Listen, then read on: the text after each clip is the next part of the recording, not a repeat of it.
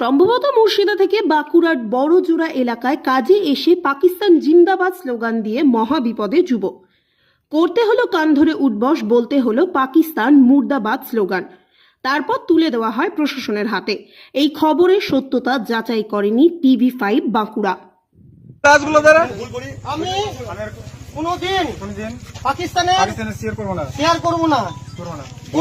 হচ্ছে না পাকিস্তান মুর্দাবাদ, পাকিস্তান মুর্দাবাদ, হিন্দুস্তান জিন্দাবাদ, বল হিন্দুস্তান জিন্দাবাদ, জোর করে বল। হিন্দুস্তান জিন্দাবাদ। আন্দোলন উঠবস কর, উঠবস করতে বল। পাকিস্তান মুর্দাবাদ, হিন্দুস্তান জিন্দাবাদ, বল বল। হ্যাঁ মুখ ভালো না না না না না তুই ওইখানে কান্দর উঠবস করেই যা। বল মুখে বল পাকিস্তান মুর্দাবাদ,